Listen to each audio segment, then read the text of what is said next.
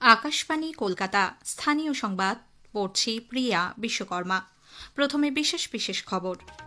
হাওড়ার পিলখানায় দুষ্কৃতীদের গুলিতে প্রমোটারের মৃত্যুর ঘটনায় দোষীদের অবিলম্বে গ্রেপ্তারের দাবিতে স্থানীয়দের প্রতিবাদ বিক্ষোভকে কেন্দ্র করে আজ পরিস্থিতি উত্তাল হয়ে ওঠে।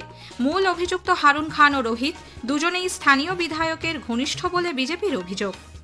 এসআইআর প্রক্রিয়ায় যে সমস্ত ভোটারদের নথি এখনও ওয়েবসাইটে আপলোড হয়নি, আগামীকালের মধ্যে তা জুডিশিয়াল অফিসারদের হস্তান্তর করার জন্য ইআরও এবং এইআরওদের নির্দেশ সুপ্রিম কোর্টের। শীর্ষ আদালত জানিয়েছে, এসআইআর এর নথিপত্র যাচাইয়ের সময় দশম শ্রেণীর অ্যাডমিট কার্ড ও বোর্ড পরীক্ষার পাশের সার্টিফিকেট অতিরিক্ত নথি হিসেবে পেশ করা যাবে। আমদানি ও রপ্তানি বাণিজ্যের ক্ষেত্রে পণ্য পরিবহনে অন্য দেশের জাহাজের ওপর নির্ভরতা কমাতে কেন্দ্রীয় সরকার দেশীয় বাণিজ্যিক নৌবহর গড়ে তোলার উদ্যোগ নিয়েছে।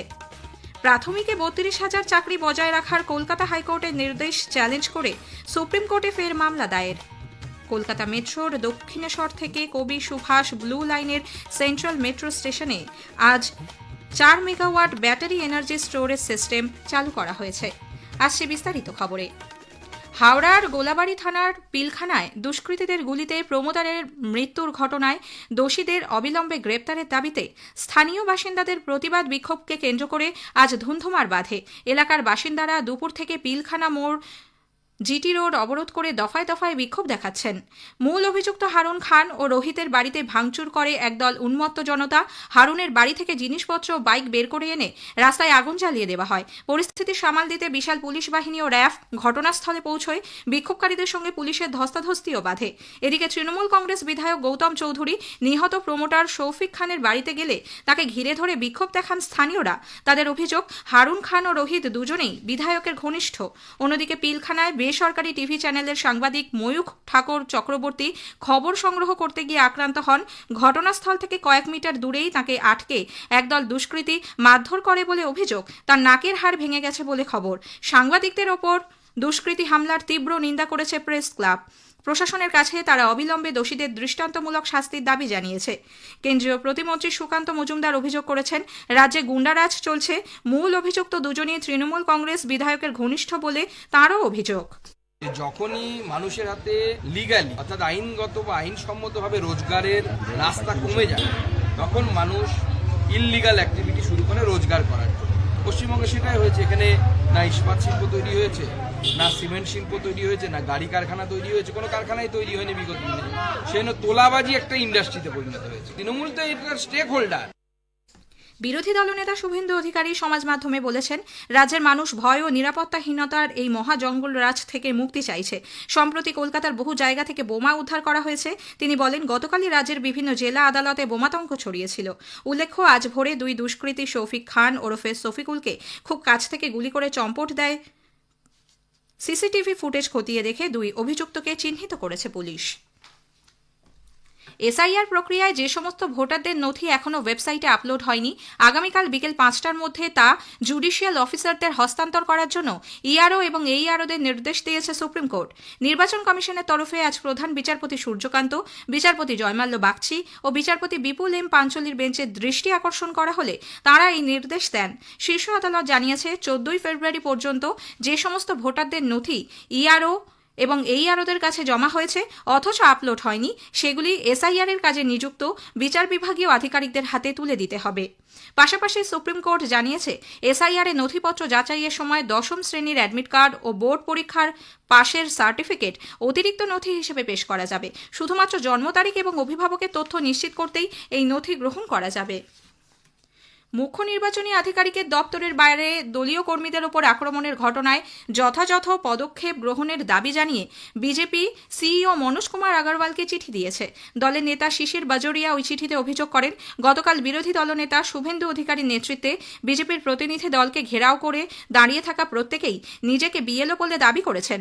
তৃণমূল কংগ্রেস আশ্রিত দুষ্কৃতীরাই এই আক্রমণের পেছনে রয়েছে বলে তাঁর অভিযোগ।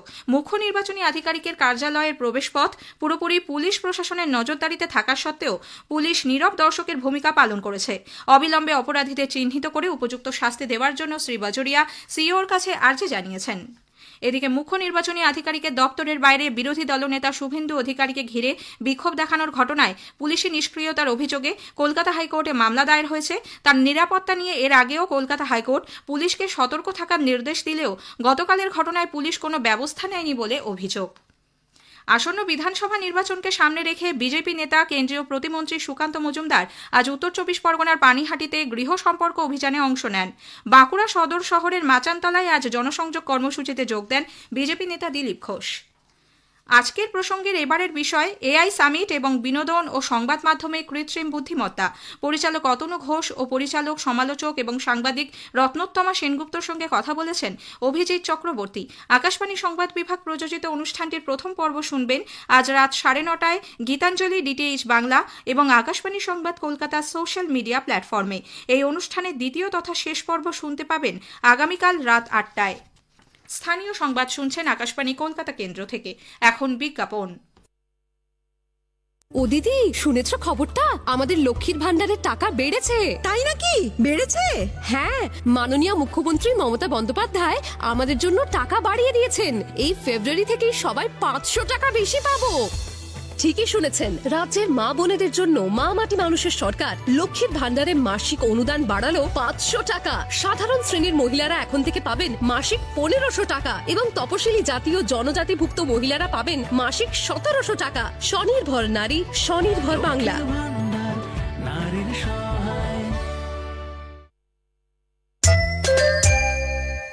আমাদের সংবাদ শোনা যাচ্ছে ইউটিউব চ্যানেল আকাশবাণী সংবাদ বাংলা, ফেসবুক ও ইনস্টাগ্রাম আকাশবাণী সংবাদ কলকাতা এবং এক্স হ্যান্ডেল AIR নিউজ কলকাতাতে।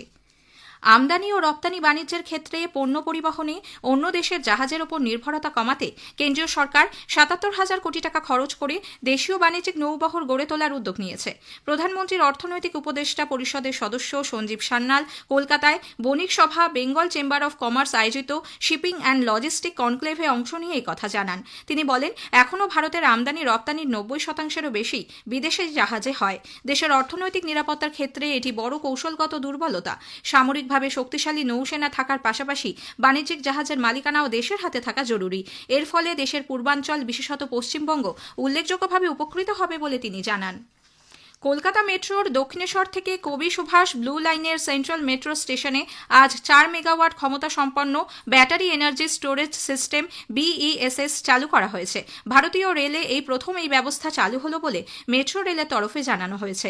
কলকাতা মেট্রোর জেনারেল ম্যানেজার SS মিশ্র আজ এর উদ্বোধন করে জানান, এই ব্যবস্থায় ইনভার্টার ও advanced chemistry cell ACC battery রয়েছে, যা বিদ্যুৎ বিভ্রাটের ক্ষেত্রে বিদ্যুৎ সরবরাহ করতে সক্ষম।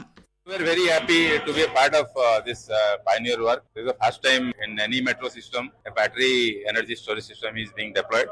It's a small 6.4 megawatt capacity, but it is a starting step. We'll slowly proliferate it across our metro railway system. The primary intention of this prime battery energy storage system is that if there is a power outage, then the tunnel ventilation, energy, environment control system will function. So passenger will not be inconvenienced, especially in underground stations. পশ্চিমবঙ্গে প্রাথমিকে 32,000 চাকরি বহাল রাখার কলকাতা হাইকোর্টের নির্দেশকে challenge জানিয়ে supreme কোর্টের দ্বারস্থ হয়েছেন মূল মামলাকারী সুপর্ণা নস্কর। শীর্ষ আদালতে একটি বিশেষ লিভ পিটিশন SLP দাখিল করে অভিযোগ করা হয়েছে যে হাইকোর্ট মানবিকতার অজুহাতে দুর্নীতি করে পাওয়া চাকরি বহাল রেখেছে। এর আগে কলকাতা হাইকোর্টের প্রাক্তন বিচারপতি অভিজিৎ গঙ্গোপাধ্যায়ের বেঞ্চ গোটা নিয়োগ প্রক্রিয়ায় দুর্নীতির হদিশ পেয়ে ওই চাকরি বাতিল করেছিল। কিন্তু দুর্নীতি করে নিয়োগের যাবতীয় প্রমাণ থাকা সত্ত্বেও ডিভিশন বেঞ্চ শুধু মানবিকতা যুক্তিতে ওই চাকরি বজায় রেখেছে, যা বেআইনি বলে মামলাকারীর অভিযোগ। আগামী সপ্তাহে শীর্ষ আদালতে মামলার শুনানির সম্ভাবনা। মহিলাদের স্বাস্থ্য সুরক্ষা এবং নিরাময়যোগ্য জরায়ুমুখ ক্যান্সার প্রতিরোধে কেন্দ্র খুব শীঘ্রই দেশব্যাপী human papilloma virus HPV vaccine চালু করতে চলেছে। এই কর্মসূচির আওতায় 14 বছর বয়সী প্রায় 1,15,00,000 মেয়েদের প্রতি বছর এই টিকা দেওয়া হবে। রাজ্যে আগামী কয়েকদিন তাপমাত্রার বিশেষ হেরফের না হলেও মার্চ মাসের শুরু থেকেই 2 থেকে 4 ডিগ্রি পর্যন্ত তাপমাত্রা বাড়বে বলে আবহাওয়া দপ্তর জানিয়েছে। আলিপুরে আজ সর্বনিম্ন তাপমাত্রা রেকর্ড করা হয় 19.6 ডিগ্রি সেলসিয়াস, স্বাভাবিকের থেকে কিছুটা কম। সর্বোচ্চ তাপমাত্রা রেকর্ড করা হয় 30.2 ডিগ্রি সেলসিয়াস, স্বাভাবিকের থেকে প্রায় 1.5 ডিগ্রি কম। নভি মুম্বাইয়ে ডেভেলপমেন্ট লিগ ফুটবলে আজ ইস্টবেঙ্গল ও সেসা গোয়ার খেলাটি 1-1 গোলে অমীমাংসিতভাবে শেষ হয়েছে।